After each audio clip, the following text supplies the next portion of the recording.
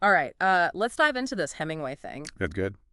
You sent over those Old Man in the Sea excerpts, Yeah. and wow, the way he like sets up Santiago's ordeal, Mm-hmm. it's just incredible. Yeah.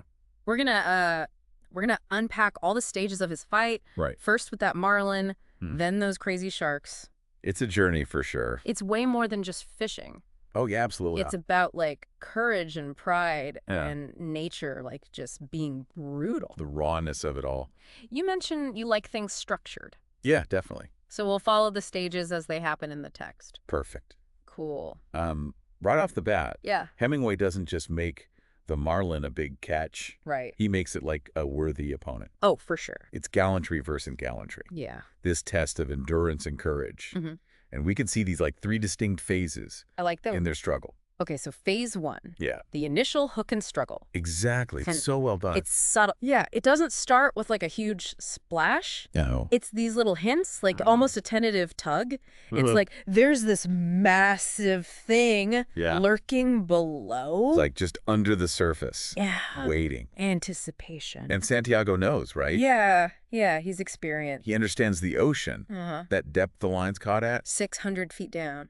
That tells him something. Yeah. That's not just any fish. No. It's got to be big and strong to be down there.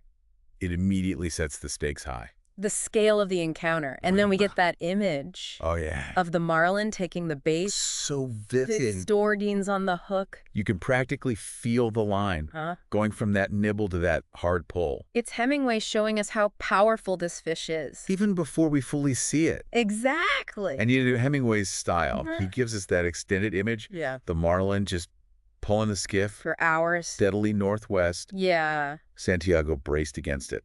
It's like we're right there with him. You feel the physicality of it. And it shows how strong Santiago is, too. He can withstand that force. And it's not just physical. Right. We get inside his head, Yeah. those thoughts. Not to think, but only to endure. Like a mantra almost. Pure focus. Yeah. He's mentally tough from the start. And even as the first day ends, Mm-hmm. the marlin's still pulling. Yeah. And Santiago thinks, To know what I have against me. like he knows it's a huge challenge. He respects his opponent. Later that night, he has this thought. Yeah, so powerful. Now we are joined together and have been since noon. And no one to help either of us. Man, So solitary. intensely personal. Right. And the text says it's gallantry against gallantry, Yeah. not just man versus fish. It's a duel Yeah, between these worthy adversaries. each one with something admirable. Sets the stage perfectly for the next part. Okay, so stage two. Visible encounter and growing respect. When he finally sees the fish, After all that struggle, Yeah. the impact of that moment. and Hemingway's description, Oh, it's beautiful. the marlin's head and back, Dark purple, and those stripes, light lavender. so striking. It's a magnificent creature. It's huge. Oh, yeah. It's a sword. Like a baseball bat. Yeah. Tapered like a rapier. When it jumps out of the water, Fully breaches. 2 feet longer than the skiff. Imagine that. That's incredible. But Santiago's reaction, Yeah. it's not just hatred. No. It's awe mixed with this grim determination. He says, but I will kill you dead before this day ends. So complex. Hunter and prey. Respect and resolve. The text points out Right. that as Santiago learns more about the marlin, Mm-hmm. it makes him even more determined to win. New knowledge of what he faces against him. Like the challenge itself is motivating. And his pride. Yeah, after his bad luck. He needs to prove himself. And then that thought, Oh, yeah. let him think I am more man than I am, and I will be So insightful. He's willing himself to be greater. To rise to the occasion. The power of belief The human spirit. and his vow. Yeah. I will show him what a man can do and what a man endures. That's Santiago's core. It's about more than just catching a fish. It's about perseverance. Showing what humans can do. And there's this interesting observation What's that? that the fight itself, Mm-hmm. through Santiago's strength, Yeah. it enlarges the quarry Like he's making the marlin even greater. by resisting. Wow. Okay, on to stage 3. The turning point and initial victory. This is day 3. The marlin starts circling the boat, Mm. showing how tired it is. You feel the momentum shift? The climax is coming. And we see how exhausted Santiago is too. Oh, yeah. Sweating, The muscles aching. struggling to bring the marlin close enough, For the harpoon. desperate but focused. But then Yeah. this really moving moment, Yeah. he feels pity for the marlin. He says, "Never have I seen a greater or more beautiful or a calmer or more noble thing than you, brother." Wow. Such a deep connection. They've been through this ordeal together. And then his thoughts shift. To killing. He's so weary. He says, come on and kill me. I do not care who kills who. Exhaustion. That's a natural order. The description of the harpooning. So powerful. He took all his pain and what was left of his strength and his long-gone pride, and he put it against the fish's agony. And then Marlin turning. slowly onto its side. Swimming gently. Bill almost touching the skiff. Such a poignant moment. The battle's over. And they lash the marlin to the skiff. 18 feet long. Incredible. But the story doesn't end there. Right. That victory is short-lived. Here come the sharks. The second major part of the story. This struggle's shorter. But just as intense. Especially for Santiago. He's already so weak. Hands raw and stiff. Muscles aching. He's running on pure willpower. The first shark's a mako. Arrives just over an hour after the marlin's secured. Hemingway contrasts Santiago and the marlin, friendly and mutually respectful opponents, with these predatory sharks. No nobility. To pure hunger. And destruction. 40-pound triangular and tearing teeth. Scary. All Santiago has is his harpoon. Yeah. He hits the shark. But not before it rips off a chunk of the marlin. Ugh, so much loss. Hemingway says the loss is heavy? It's more than just the meat. Yeah. It's like his victory's being taken away. The cruel twist. And then Santiago notices his hands, Yeah. these wounds from the line. The text even highlights the specific word Hemingway uses. Yeah. So much pain in that word. Excruciating. Like constant pressure. He knows it limits him. His body's at his limit. And now this new enemy. With his hands all messed up. Then sharks 2 and 3. Hateful, bad-smelling scavengers. So different from the marlin. Yeah? He uses his knife tied to an oar. Improvising. Kills both sharks. But they take more of the marlin. It's like each victory costs him something. And there's that New Testament reference. Oh, yeah. Jesus' hands in judgment. Interesting. One shark's even called Galanos. That's another layer. To this whole struggle. Then the fourth shark. Sunset. He's down to the broken tiller. Just striking at shadows. His resources are gone. By nightfall. It's a whole pack of sharks. No longer one at a time. He fights until the tiller breaks. Then the knife. But he loses that too. They devour the marlin. All that's left is the skeleton. The head and tail. So devastating. Santiago asks, fight them. What will I fight them with? And then, I wish it were a dream and that I never hooked him. Such despair. But the text talks about symmetry, about the story. Huge gain followed by huge loss. Like, if the sharks hadn't come, Yeah. Santiago coming back with the marlin, A miracle hard to believe. he'd be too straightforward. The loss adds complexity, Tragedy, like other Hemingway stories. where victory and loss are intertwined. So this deep dive, Yeah. it's not just a story about endurance. It's about facing overwhelming odds. Hemingway structures it so well. Each stage. Every victory and loss, So powerful. he wins against the marlin. This huge accomplishment. But then the sharks come, And take it all away. leaving him with nothing. It makes you think about success. And how fragile it can be. What stands out to you? About this journey of effort and loss. How does it speak to you? About striving and facing adversity. And the unpredictable outcomes. Yeah. It really makes you think about what victory and defeat actually are. Yeah. Was Santiago truly defeated because the sharks took the marlin? Or was it a triumph? In a way. The way he fought the marlin. Yeah. And then the sharks, His spirit. against such overwhelming odds. Maybe the real prize wasn't the fish itself. Maybe it was the dignity The resilience. he showed in the struggle. That's The powerful. value is not just in the outcome. But in how we fight. Something to consider. As you move forward. Okay, so Thanks today for listening. we are It's been a going pleasure. deep. We are diving into a classic. You know it. The Old Man in the Sea. Hemingway. Hemingway, The Old Man Oh. in the Sea. Right.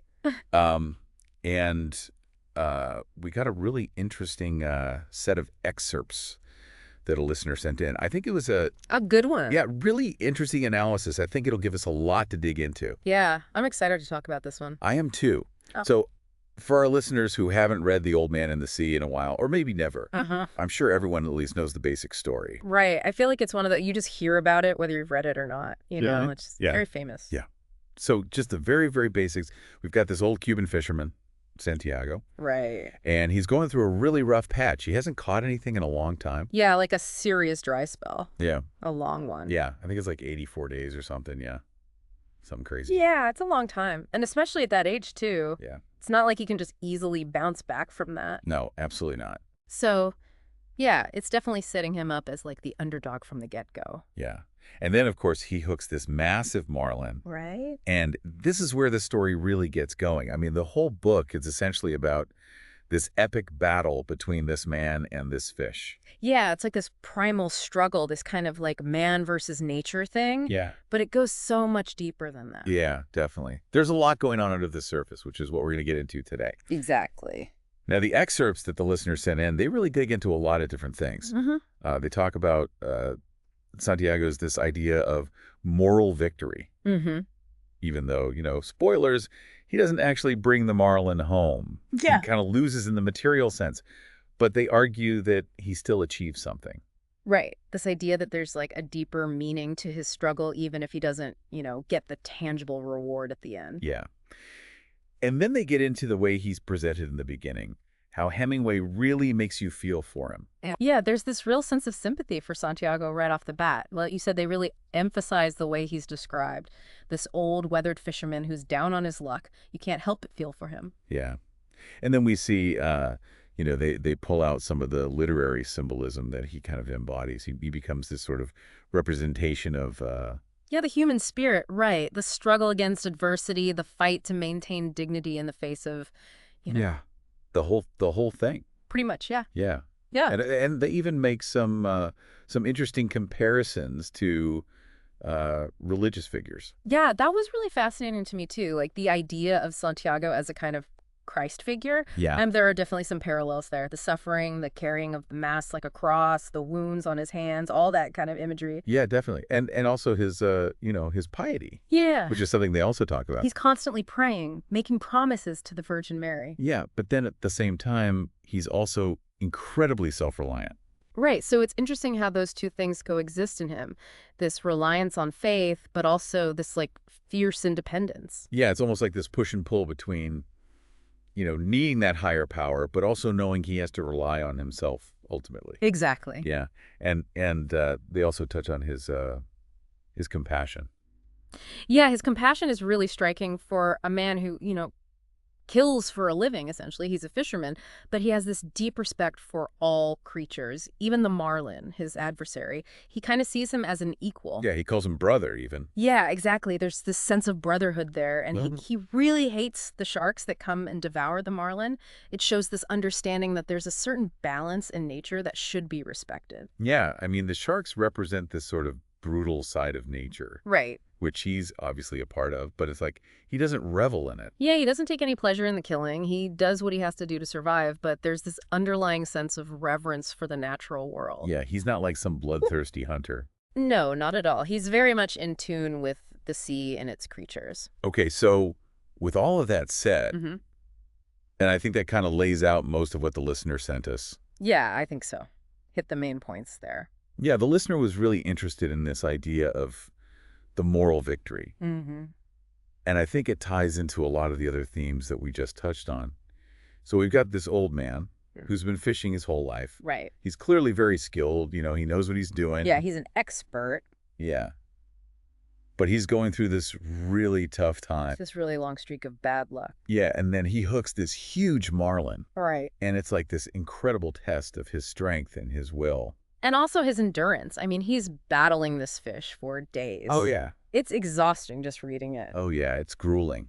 Yeah. And he's all alone out there on the ocean. Right, which adds to this feeling of isolation and really puts the focus on his individual struggle. He's really out there facing the elements and his own limits. Yeah, totally.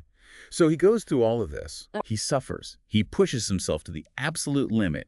And in the end, he doesn't even get to keep the fish. Right, the sharks come and strip it down to the bone. Yeah, and he comes back to shore defeated, in a way, at least on the surface. Yeah, at least in a purely material sense, he's lost this incredible prize that he fought so hard for. But the analysis argues that even though he loses the marlin, he still wins something. He wins this moral victory. Right, because it's not really about the fish at the end of the day, is it? Right. What do you think? What is this moral victory? Like, how is that explained in the analysis? Well, they talk about how it's about his endurance, his unwavering commitment to the fight. He never gives up, even when it seems hopeless, even when he's in agonizing pain, he keeps going. And that, they argue, is what makes him a true hero in Hemingway's eyes. It's that spirit, that refusal to be broken, that makes him a winner, even in defeat. Yeah, I think that really resonates with me. It's like that saying, it's not about whether you win or lose, it's how you play the game. Yeah, exactly. It's about the effort, the heart, the dedication. And Santiago embodies all of that in spades. Yeah, totally. I mean, I'm just imagining myself out there on that tiny boat, battling this giant marlin for days on end. I don't know if I could do it. Yeah, it's hard to even fathom, right? But I think that's part of what makes his story so powerful. It speaks to something deep within us, this admiration for those who never give up, who keep fighting even when the odds are stacked against them. Absolutely. And I think that's also what makes it so tragic, in a way. Because he fights so hard, he endures so much, and in the end, he loses the marlin. It's like this ultimate test of his spirit, and he passes with flying colors, but he still comes up empty-handed. Yeah, there's a definite sense of tragedy there. But there's also this sense of triumph. It's like a bittersweet victory. He's lost the tangible reward, but he's proven something to himself. He's shown that he still got it, that he's still a true fisherman, a master of his craft. And I think that's what resonates with readers. It's a reminder that even in the face of defeat, we can still find a way to win. Yeah, and it's also a reminder that success doesn't always look the way we think it will. Right. It's not always about the external rewards, the trophies and accolades. Sometimes it's about the internal victories, the ones that no one else sees, but that mean the world to us. Okay, so the analysis also talks a lot about how Santiago is presented in the beginning, Mm-hmm. and how that really sets the stage for this whole idea of moral victory. Yeah, right from the start, Hemingway paints this very specific picture of Santiago. He's described as an old man, he's thin, gaunt, he has all these wrinkles and scars from years of hard work in the sun. He's clearly been through a lot. Yeah, he's not some young, strapping hero. Right, he's the underdog, and I think that's crucial because it makes his later achievements even more impressive. Yeah, it's like he's starting from a point of disadvantage. Exactly. And then you add in the fact that he's been on this long losing streak, 84 days without a catch. I mean, that's enough to break anyone's spirit. It's like Hemingway is deliberately setting him up to fail. In a way, yes, he's creating this scenario where success seems almost impossible. And that makes Santiago's eventual triumph, even if it's a moral one, all the more significant. Right. So by establishing him as this kind of sympathetic figure, this underdog who's really up against it, it makes his struggle all the more meaningful. Exactly. It raises the stakes, so to speak. We're not just rooting for him to catch a fish. We're rooting for him to overcome these immense challenges, both internal and external, and prove that he's still got what it takes. Yeah, totally. It's like we're invested in his success on a deeper level. Yeah, because we understand the depth of his struggle. We see his vulnerability, his humanity, Right. and that makes his resilience all the more inspiring. Okay, and then there's this idea of literary immortality, Mm-hmm. which is a big one, right? Mm-hmm. So the analysis suggests that Santiago becomes more than just a character in a book. He becomes this kind of universal symbol. Yeah, he transcends the specifics of the story and becomes this enduring representation of the human spirit. They even compare him to Wordsworth's leech gatherer, another literary figure who embodies perseverance and dignity in the face of hardship.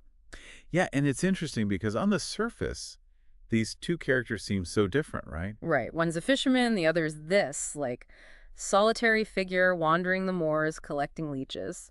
But on a deeper level, they share this common thread. They both represent this enduring human capacity to persevere, to find meaning and purpose, even in the most difficult circumstances. Yeah, it's like they tap into something universal about the human experience. Exactly. And I think that's what gives certain literary characters this kind of immortality. They become archetypes, these representations of fundamental human qualities and struggles that resonate across time and cultures. Right, and that's what makes them so enduring.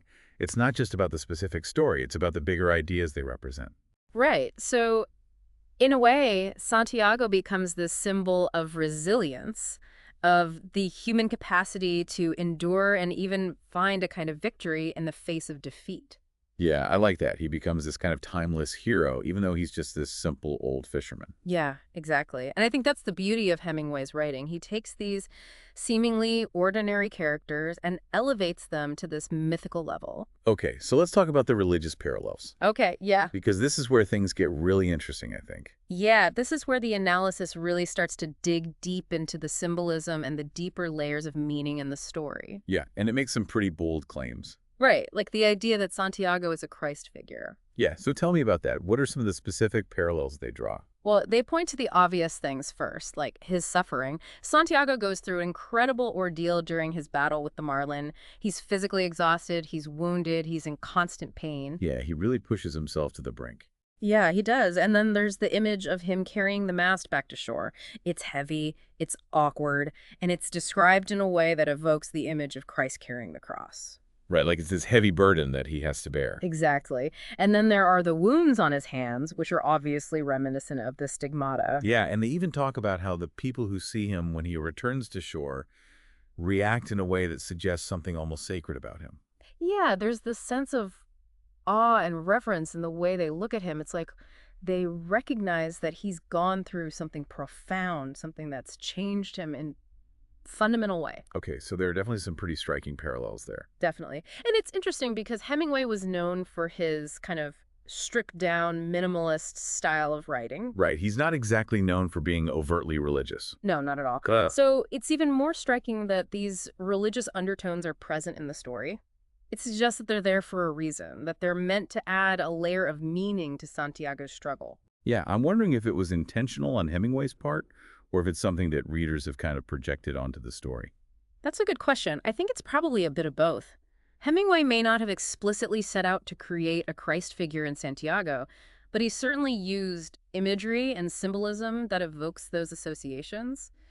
And then, of course, readers bring their own interpretations to the text, and it's natural for people to see those religious parallels, especially given the themes of suffering, sacrifice, and redemption that are so central to the story. Yeah, and it's not just limited to Jesus either, right? Yep. The analysis mentions how Hemingway often imbued his characters with what they call saintly qualities. Right. They specifically mention the young priest in A Farewell to Arms as another example. Yeah, and I think it's interesting because those characters, even though they might not be explicitly religious figures, they still embody a certain kind of moral strength and spiritual depth. Yeah, they often represent a kind of idealized version of humanity, people who live by a strong moral code and who are willing to sacrifice for what they believe in. So how does that tie into Santiago?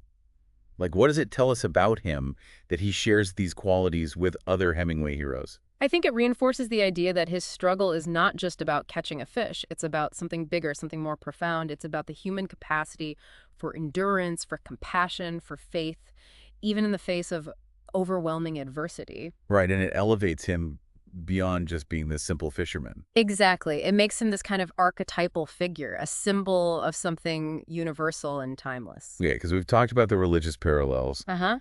but Santiago is also presented as being incredibly humble. Yeah, which is interesting, right? Because he's clearly very skilled. He knows the sea. He knows how to fish. He's not afraid to go up against a giant marlin. Right, but he never boasts about his abilities. No, he's very matter-of-fact about it. He acknowledges his own limitations. He even says that other fishermen are better than him. Yeah, and he speaks about the marlin with a lot of respect. Yeah, almost reverence. He calls him brother, and he admires his strength and beauty. He doesn't see him as just some prey to be conquered. He sees him as a worthy adversary. Yeah, so how does that humility play into the whole story? I think it adds a lot of depth to his character. It prevents him from coming across as arrogant or egotistical, which would make it harder to root for him. Yeah, because no one likes a braggart. Exactly, and it also makes his struggle more relatable. He's not this superhuman figure who's effortlessly overcoming obstacles. He's a flawed, humble man who's working hard and doing his best. And it also emphasizes the idea that his fight is not about ego or pride. Right. It's not about proving that he's the best or the strongest. It's about something deeper, something more fundamental. Okay, and then there's his piety. Right. This is another really interesting aspect of his character. He's constantly praying, making promises to the Virgin Mary. Yeah, he's clearly a man of faith. Yeah, and it seems to be a very important part of his life. It gives him comfort, it gives him strength. But then at the same time, he's also incredibly self-reliant. Right. He doesn't just sit back and wait for God to save him. He actively fights. He uses his skill and his knowledge to try to overcome the challenges he faces. So how do you reconcile those two things? I think it's about finding a balance. Santiago believes in God, he prays for guidance and strength, but he also understands that he has to play his part. He has to use the gifts he's been given and work hard to achieve his goals. Yeah, it's like a partnership between faith and action. Exactly. He's not passive in his faith. He actively engages with it and uses it to fuel his own efforts. And I think that's a really powerful message. It's not about just blindly relying on faith or just relying on yourself. It's about finding that balance, that sweet spot where you're working with a higher power to achieve your goals. Yeah, it's about recognizing that you need both faith and action to succeed in life. Okay, so the analysis also talks about Santiago's compassion, which seems a little ironic considering his profession. Right, he's a fisherman. He kills fish for a living. But he clearly has a deep respect for all creatures, even the ones he catches. Yeah, he talks about the marlin with this sense of admiration, almost reverence. Yeah, he recognizes the marlin's strength and beauty, and he even calls him brother. He doesn't see him as just some mindless creature to be exploited. He sees him as a worthy adversary, a fellow being struggling to survive. And he really hates the sharks that come and devour the marlin. Yeah, he sees them as scavengers, as creatures that represent this kind of brutal, destructive force in nature. So what does that tell you about him? I think it shows that he's not just some heartless killer. He understands the value of life, and he respects the creatures he interacts with, even the ones he has to kill to survive. Yeah, and it also emphasizes this idea of balance that we talked about earlier. Right. He understands that there's a natural order to things, and that while he's a part of that order, he also has a responsibility to respect it. And I think his compassion also speaks to his humility. Yeah, it shows that he doesn't see himself as being above other creatures. He recognizes their inherent worth, and he treats them with respect. And that ties into this idea of his solidarity with nature, Mm-hmm. which is something the analysis really emphasizes. Yeah, they talk about how Santiago feels this deep connection to the natural world, especially the sea and its creatures. Yeah, he spends so much of his life out on the ocean. Right, and it's more than just a place where he works. It's like a second home to him. He knows its rhythms, its moods, its dangers. And he understands the creatures that live there. Yeah, he knows their habits, their patterns, their ways of life. It's like he's part of their world. And I think that's really what they mean by solidarity. It's this sense of connection, of being a part of something larger than himself. Right. He's not just an observer of nature, he's a participant. He's deeply immersed in it, and he feels a sense of kinship with the creatures he shares it with. Yeah, and I think that's something that a lot of people can relate to, even if they don't spend their lives at sea. Yeah, I think so too. I think everyone has some place, some environment that they feel connected to that makes them feel grounded and whole. Okay, so the analysis also suggests that Santiago's ordeal can be interpreted as a kind of martyrdom. Yeah, that's a pretty heavy claim, right? Yeah, but it makes sense when you think about it. Right. I mean, he suffers so much, he endures so much pain and hardship. And for what? Right, exactly. He loses the marlin in the end. The sharks come and devour it, and he comes back to shore with nothing but the skeleton. So, in a material sense, he's completely lost. Yeah, he's given everything he has, and he's got nothing to show for it. But the analysis argues that there's still a kind of victory in his sacrifice. Right. It's a moral victory, a spiritual victory. He's proven his strength, his courage, his endurance. He's stayed true to his code, even when it meant suffering and loss. So in a way, he's a martyr for his beliefs, for his way of life. Yeah, I think that's a valid interpretation. He's sacrificed everything for what he believes in, and even though he doesn't achieve his material goal, he still comes out of it with his spirit intact. Yeah, I mean, it's a pretty bleak view of success. In a way, yes, but it also speaks to the power of the human spirit, the ability to find meaning and purpose, even in the face of defeat. Okay, so the analysis also talks a lot about Santiago's code, Mm-hmm. this kind of unspoken set of rules that he lives by. Right. It's not something that's explicitly stated, but it's there, underpinning all of his actions and decisions. So what would you say are the main tenets of this code? I think it's all about respect. Respect for himself, respect for his craft, respect for the natural world, and respect for his adversaries. And also a sense of pride. Right. Not arrogance, but a quiet pride in his abilities and his way of life. And a deep sense of humility. Yeah, that's crucial. He never lets his pride get the better of him. He recognizes his limitations. He respects the power of the sea and its creatures. And I think it's also about perseverance, about never giving up. Yeah, that's a big one. He's faced with so many challenges, so many obstacles, but he never lets them break him. He keeps fighting, even when it seems hopeless. Okay, so how does this code manifest itself in his actions? Like, Yeah. how do we see it play out in the story? I think it's evident in every decision he makes, every action he takes.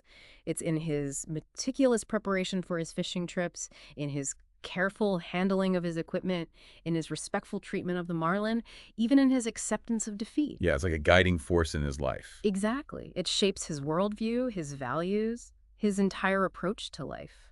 And I think it's a big part of what makes him such a compelling character. He's not just some random old fisherman. He's a man who lives by a code, who has a strong sense of purpose and integrity. Yeah, and that's what makes him so admirable, even heroic in a way. Okay, and then there's this idea of him being undefeated, which ties into this whole concept of the code hero. Mm-hmm. So the analysis points out that Hemingway often wrote about these characters who are outwardly defeated, but who never truly give up. Right. They might lose the battle, but they never lose their spirit. And Santiago is like the ultimate example of this. Yeah, he goes through so much, he suffers so much, but he never truly breaks. He comes back to shore physically exhausted, but his spirit is still intact. And that's what makes him undefeated. Exactly. It's not about the material victory, it's about the internal victory. It's about staying true to yourself, to your code, even when it's hard, even when you're facing seemingly insurmountable odds. So even though he loses the marlin, he still wins in a way. Yeah, he wins because he stays true to himself. He never gives up. He never compromises his values. And I think that's a really powerful message. Definitely. It's a reminder that true strength comes from within, and that even in the face of defeat, we can still find a way to win.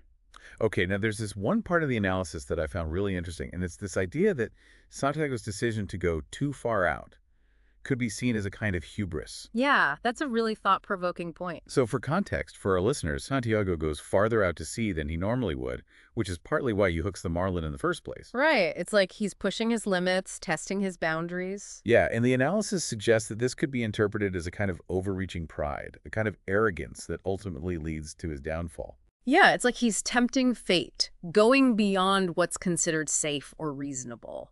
But then they also point out that it's not just about pride. Right. There's also a deep love there, a love for his craft, a love for the challenge, a love for the sea and its creatures. So what do you make of that? Is it hubris? Is it love? Is it some combination of both? I think it's definitely a complex issue. There's no easy answer. But I think the analysis makes a good point in saying that it's not just about pride. There's a deep passion there, a deep commitment to his way of life. Yeah, it's like he's driven by this need to test himself, to see what he's capable of. Exactly. And that's not necessarily a bad thing. I mean, sometimes we need to push our limits, to explore new territories, to see what's beyond the horizon. Right, but there are always risks involved. Of course. Yeah. And in Santiago's case, those risks lead to the loss of the marlin. Yeah, but I think the point is that even though he loses the fish, he still gains something from the experience. Right. He gains knowledge, he gains experience, he gains a deeper understanding of himself and his place in the world. And that's where the moral victory comes in again. Exactly. It's not about the material outcome, it's about the internal growth, the spiritual journey. Okay, and then finally, the analysis concludes by highlighting these Christian virtues that are present in Santiago. Mm-hmm. Specifically, they mention faith, hope, and charity. Right. And they argue that these virtues are evident in his interactions with Manolin, the young boy who looks up to him. Yeah, he clearly cares deeply for Manolin. Yeah, he's like a mentor to him, a father figure. And he teaches him about fishing, but he also teaches him about life. Right. He imparts his wisdom, his values, his code. And I think that's where the charity comes in. Yeah, it's about giving back, about helping others, about sharing what you know. And his faith is obviously a big part of who he is. Definitely. He prays regularly. He seeks guidance from God. He believes in a higher power. And his hope is what keeps him going, even when things are tough. Right. He never loses hope that he'll catch a big fish, that things will turn around. So how did these virtues contribute to his overall character?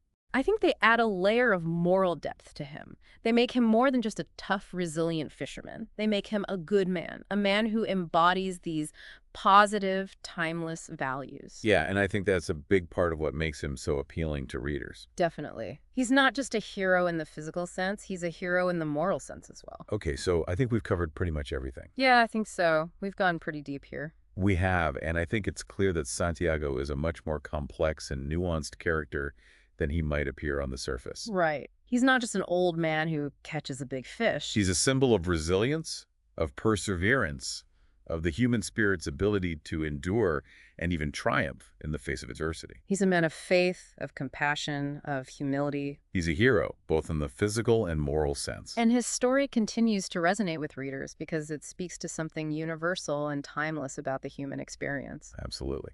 So for our listeners, we've explored all these different facets of Santiago's character. His moral victory, his humility, his piety, his compassion, his connection to nature, the idea of him as a martyr, his code, his resilience.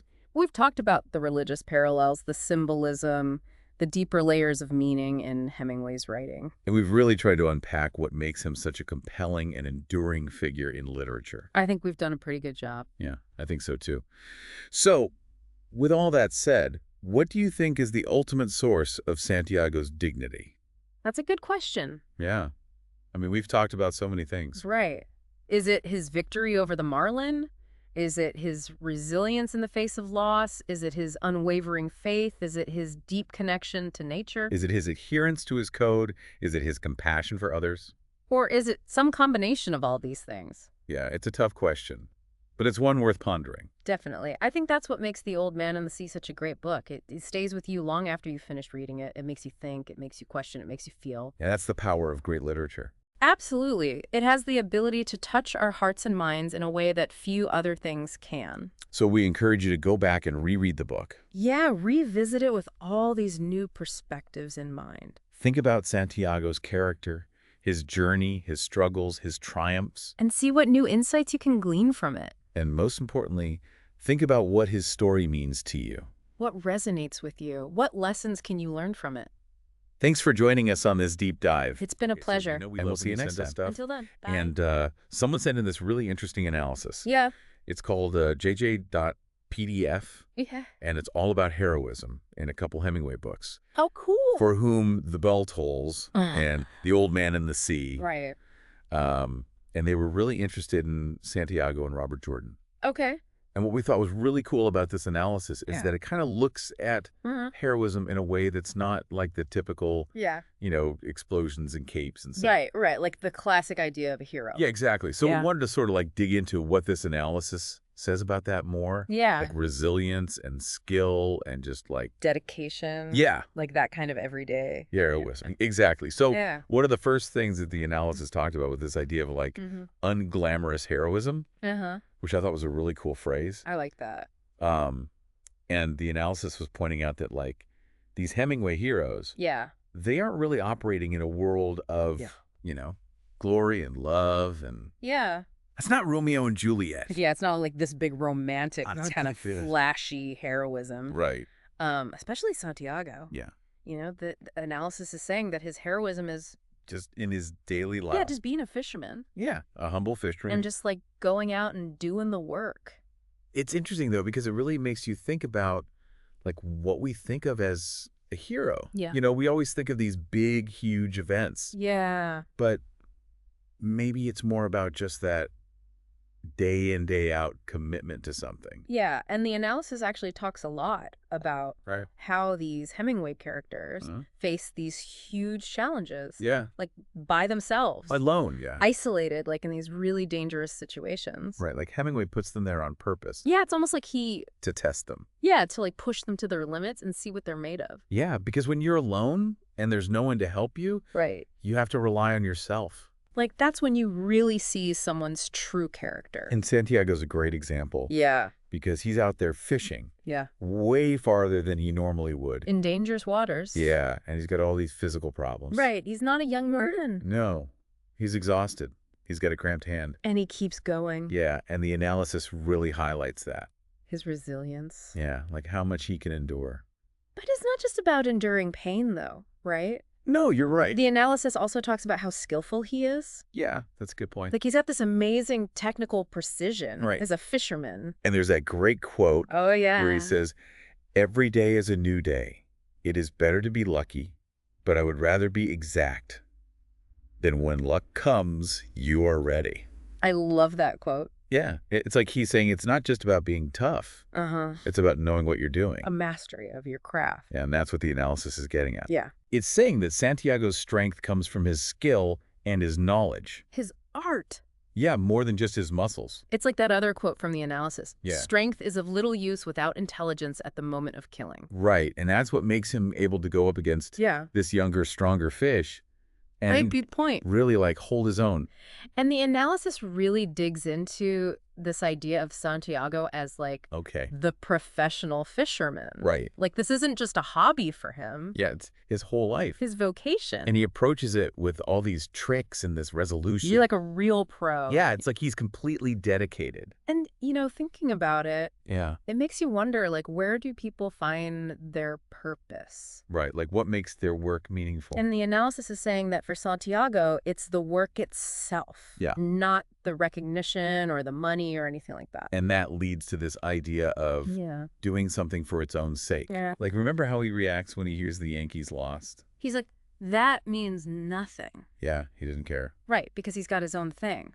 And analysis uses that to show that he's driven by something internal. His own motivation. Not by what society thinks. Which is so interesting because we often measure success by external things. Totally. But maybe true fulfillment comes from just dedicating yourself to something you believe in.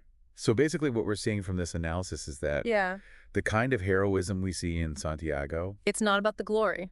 Right, it's about this inner strength and the deep understanding of his skills and this total commitment to his work. And finding meaning in the face of difficulty. Exactly, and it's all without needing anyone to clap for him. And it makes you think about all the people around us who are doing amazing things quietly. Without any fanfare. Yeah.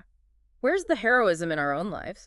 Right. Like, who are the unsung heroes? Exactly. That we see every day. Deep dive. And, you know, this one is crafted just for you. We're going to be taking a deep dive into all the different interpretations of Ernest Hemingway's The Old Man and the Sea. And you shared some really fascinating material with us. So we're going to use that as a foundation for our discussion today. Absolutely. It really is a remarkable story. And, you know, what's interesting about The Old Man and the Sea is it's deceptively simple. On the surface, you think, oh, it's just a story about an old fisherman. Yeah, just like an adventure story, right? Yeah, exactly, like a simple adventure story. Yeah. But as we'll see, when you start to peel back those layers, there's a whole lot more going on. There really is. So let's jump right in. And one of the things that immediately jumps out is this idea of the novella as a parable of human struggle. And it's like right away you realize this isn't just about, you know, a guy trying to catch a fish. This is something way bigger. Oh, absolutely. And, you know, one of the critics you shared, Mark Shore, he really hits the nail on the head when he talks about how the actual fish that Santiago is trying to catch becomes almost secondary to the whole experience. Okay, so what you're saying is it's more about like the struggle itself, the human element of it. Yeah, exactly. It's that relentless effort that Santiago puts in to master his craft, to endure all this suffering. Yeah, all that pain, right? Yeah, exactly. And, you know, it's like all of that ends up being more important even than the actual catch. That's really interesting because when you think about like the big fight scenes, right? Like when he's battling the marlin and then later on all those sharks, it's like it's so visceral. You get really caught up in it. But you're saying it's like those actually represent something much deeper. Oh, they absolutely do. Yeah. Those battles are really metaphors for the struggles that we all face in life. Yeah. You know, the inevitable difficulties and losses that are just part of the human experience. And I think what Hemingway does so brilliantly is he captures that sense of resilience. Right, that never give up attitude. Yeah, exactly. And that unwavering skill. You know, Santiago has honed his craft over years and years. And even when he's facing defeat, you see this deep sense of pride in him. And it's that pride that kind of elevates it, right? It's not just about winning or losing. Right. And one of the things your sources highlighted about Hemingway is his incredible ability to blend like real life experience. You know, he was an avid fisherman himself with this kind of almost mythical or grand scale of human endeavor. Yeah, it's like he takes something ordinary and makes it epic. Exactly.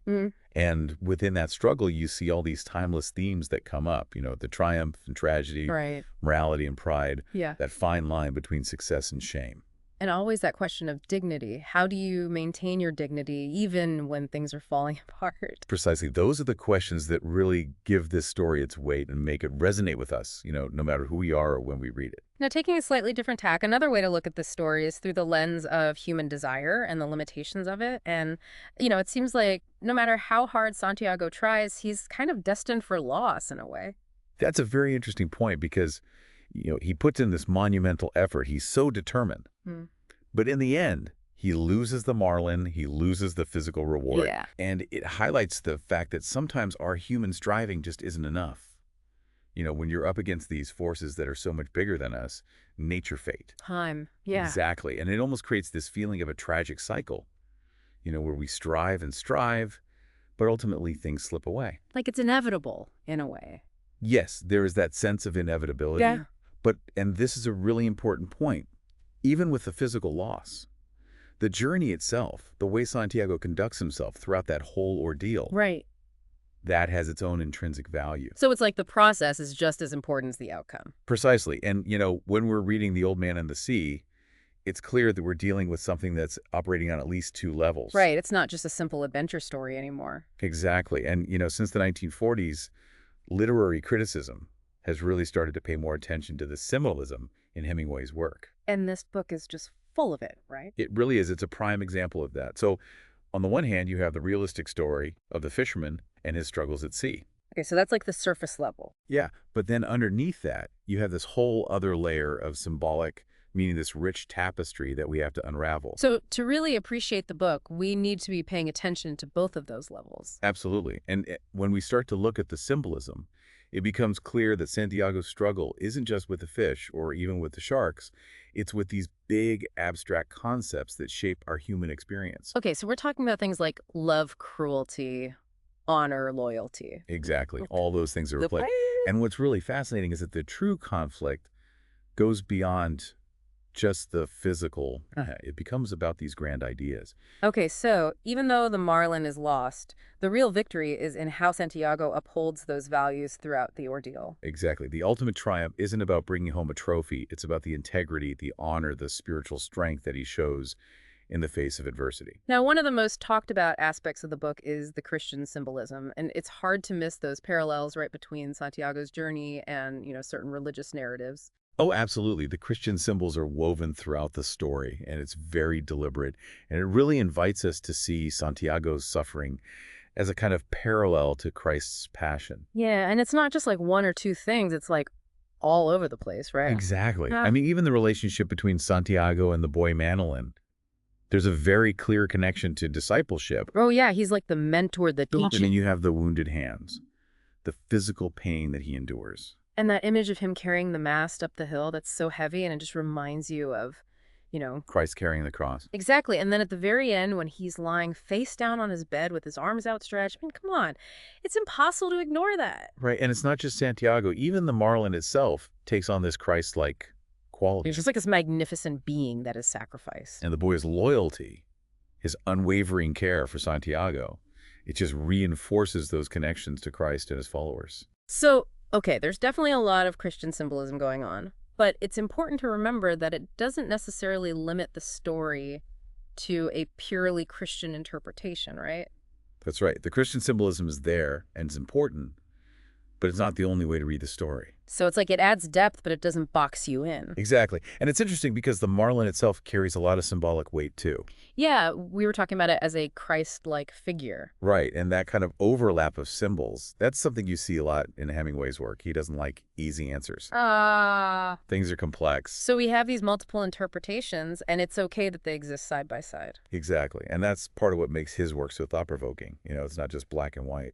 Another interesting thing that your sources pointed out is the use of numerology in the novella.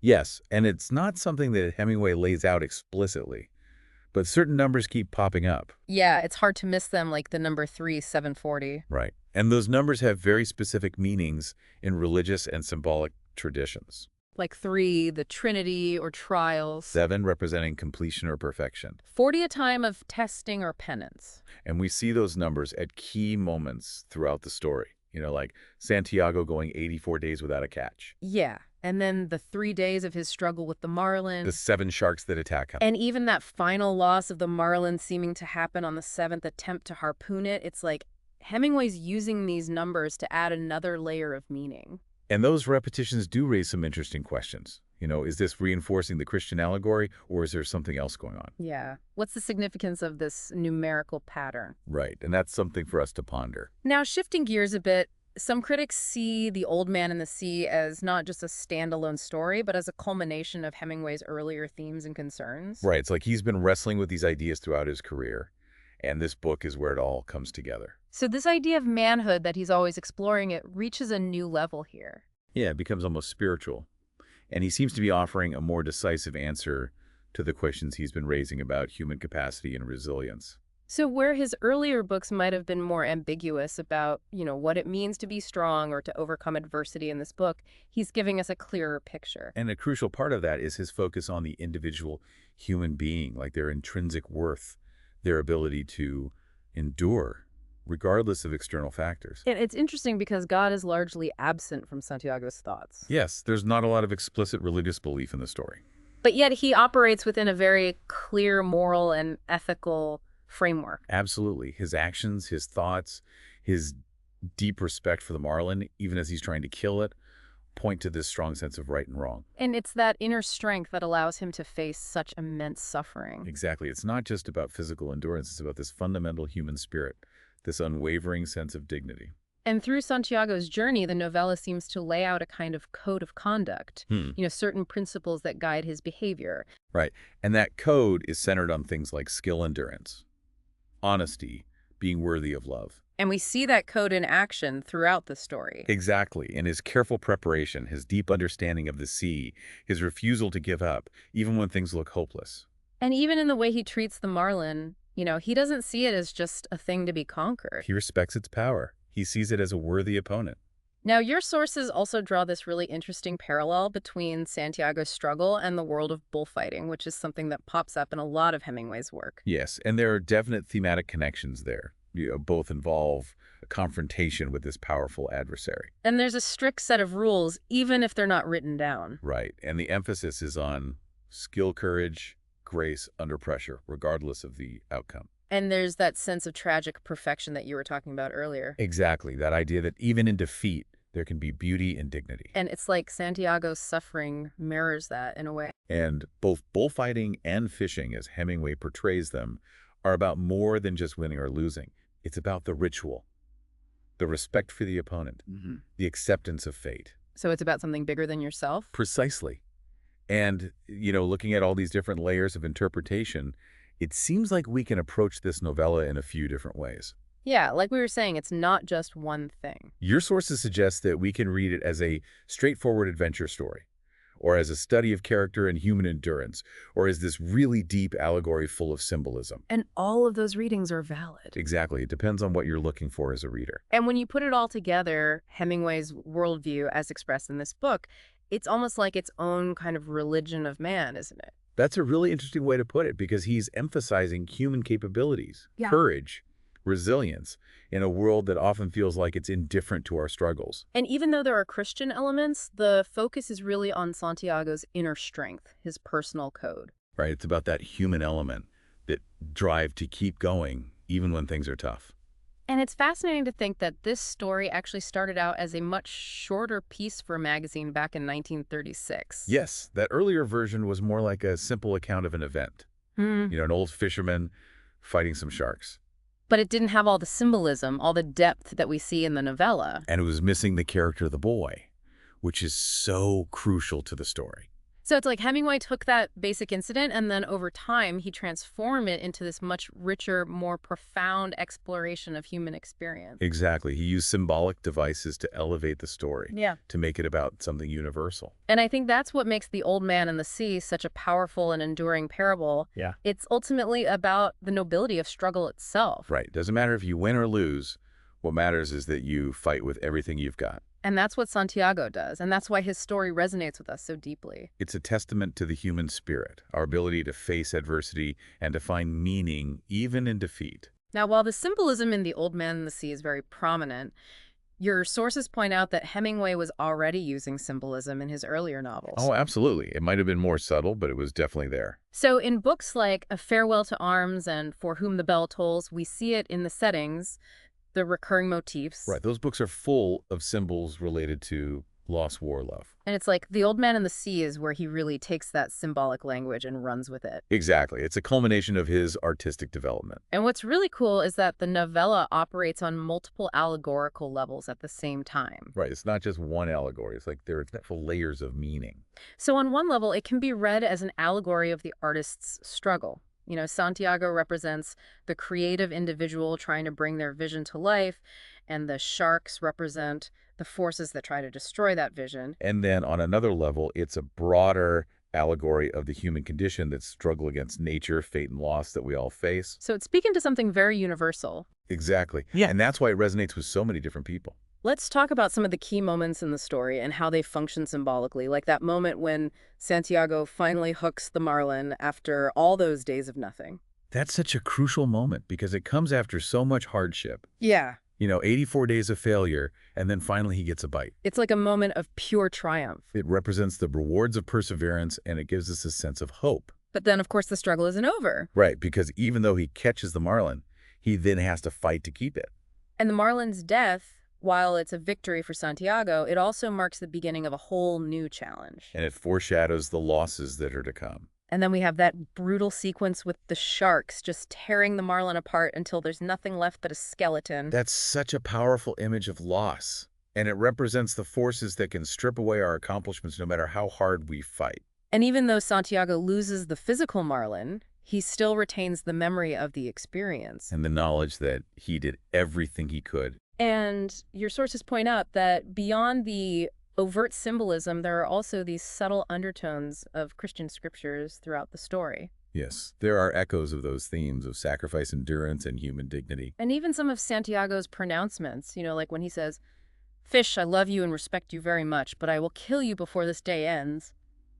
Those words have a weight that goes beyond just a fisherman talking to his prey. It's like he's speaking to something larger than himself. And despite the physical loss, Santiago does achieve a moral victory in a way. Absolutely. He returns home defeated but not broken. He's proven his worth to himself and to the boy. And his humility in defeat, his determination to go out and fish again.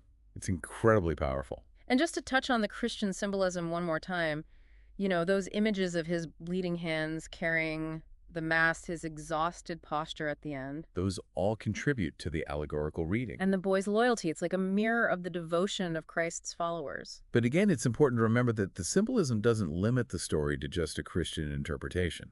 It's about something bigger than that. Exactly. Now, there's also this really interesting interpretation of the novella as an allegory for the writer's struggle. Yes, that's a very common reading, and it makes a lot of sense. So the marlin represents the artist's vision, that initial inspiration. And the struggle to catch the marlin mirrors the creative process itself. And the sharks represent all the forces that can attack that vision, critics, the public, even just time itself. So even if the finished work is ultimately lost or diminished, the value lies in the act of creation itself. And in the lessons learned along the way. Right. The journey is just as important as the destination. It really makes you think about what makes the story so powerful, so enduring. It's a combination of elements, that deep respect for nature, the unwavering struggle, the quiet confidence, even in the face of adversity. And ultimately, it's a celebration of the human spirit, our ability to keep striving even when things are tough. Exactly. And I think that's why The Old Man and the Sea continues to resonate with readers today. So as we've seen from the material you shared, The Old Man and the Sea is so much more than just a fishing story. It's a complex and multifaceted exploration of human endurance loss and the search for meaning. And it's told through these incredibly powerful symbols and Hemingway's signature style. We hope this deep dive has given you a deeper understanding of the novella and maybe sparked some new ideas for you to think about. Absolutely. And we'd love to hear your thoughts. What aspect of Welcome back, Santiago's deep struggle resonated We're all most? about getting to the heart of things, right? Really understanding what makes ideas tick. Absolutely. Taking those deep dives to uncover the layers most people miss. Exactly. And today we're setting our sights on a true literary classic, Ernest Hemingway's The Old Man and the Sea. A story that's deceptively simple, yet incredibly rich. That's the thing, isn't it? We're going to be drawing on some pretty insightful critical analyses for this one, going way beyond just a summary of the plot. You've got some fascinating material to work with here. It's more than just an old fisherman and a big fish. So much more. The goal is to unearth the lasting significance, those layers of meaning that make this story so enduring. And speaking of layers, the first idea that our source material tackles is this whole concept of art for art's sake. Yeah, the idea that a work of art, and in this case we're talking about The Old Man and the Sea, can exist purely for its own intrinsic value. No need for a specific purpose, like a social or moral message, or even a religious one. It's beautiful, it's creative, and that's enough. The creation itself is the point. Right. But here's where things get really interesting, because the analysis we have takes a turn. It argues that truly powerful art often can't help but have these deeper significances, whether intended by the artist or not. Right, and it specifically points to The Old Man and the Sea as a prime example. It might seem like a straightforward story, but it's actually loaded with deeper meaning. Exactly. So let's start unpacking those meanings, shall we? The first lens we're going to look through is the social one.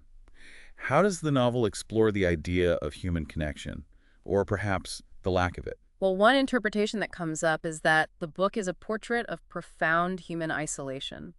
One of the critics even goes so far as to say that man's isolation is the most insistent truth in the novel. Wow, that's a powerful statement. It is, and you can see why, right? You have Santiago, this old man, heading further and further out to sea, physically separating himself from everyone, almost like he's cutting ties with society as he enters this epic battle with the marlin. It's like he's leaving everything behind. Right. But then, and this is what I find so fascinating, the very same analysis offers a completely different take. Huh. It suggests that The Old Man and the Sea is actually about interdependence and social significance. That's a pretty stark contrast. A surprising twist for sure. But if you really pay attention to Santiago's relationships, it starts to make sense. Okay, like his relationship with Manolin, the boy who practically worships him. Exactly. It's easy to forget how much Santiago depends on Manolin, and not just for companionship. Remember, Manolin brings him food, bait, even takes care of him when he's back on land. He's crucial to Santiago's survival. He's absolutely vital. And it's not just Manolin, is it? Our sources point out that Santiago is part of a larger social web, a network of people who support him. Right. Think about it. You have the restaurant owner, the person at the wine shop, even the guy selling lottery tickets. They all play a role in Santiago's life, even if it seems small. They form a community, a sense of belonging. It makes you question the whole idea of isolation, doesn't it? If he's connected to these people, can we really say he's truly alone? It's such a good point. It complicates things. The novel isn't just about this solitary figure battling the elements. It's about the network of relationships that sustain him. It adds a whole new dimension. Okay, let's shift gears a bit. We've talked about the social aspects, but what about the moral lessons? The source material really emphasizes this too. Yeah, The Old Man and the Sea is often praised for its portrayal of human virtues. Things like courage, perseverance, even love, and humility, especially in the face of defeat. Because Santiago ultimately loses that marlin, right? The sharks strip it to the bone before he can get it back to shore. He returns with this massive skeleton, a powerful symbol of both his victory and his loss. Exactly, and it's that indomitable spirit, that refusal to give up even when facing such immense challenges that really resonates with readers. He's physically broken, but his spirit is unbroken. It's incredible. And there's this profound ethical dimension to his actions, too. Our source points out Santiago's deep respect for the marlin. He doesn't see it as just a catch. He calls it his brother. He even regrets the pain he inflicts, even though it's necessary. That always gets to me, that line where Santiago thinks they play and make jokes and love one another. They are brothers, the flying fish. Mm-hmm. It shows this profound sense of connection with the natural world. Absolutely. Santiago isn't just a hunter. He's part of this larger ecosystem. And even after that brutal fight, after losing the marlin to the sharks, he maintains his humility. There's no bitterness, no self-pity. It's really striking. One critic even argues that it's this humility, this compassion, that makes him worthy of our admiration. The moral victory lies in his character, not just the outcome of the struggle. So true. Okay, ready for another shift in perspective. Let's talk about the spiritual dimension of the story, or as one of our critics puts it, the lack of overt religious conviction. Okay, this is where things get really nuanced. Because Santiago does pray, right? He promises to say 10 Hail Marys and 10 Our Fathers if he catches the marlin. He does. But our source makes the point that it feels more like a ritual, a bargain he's making, than a genuine expression of faith. Like he's fulfilling an obligation, Mm. not necessarily connecting with a higher power.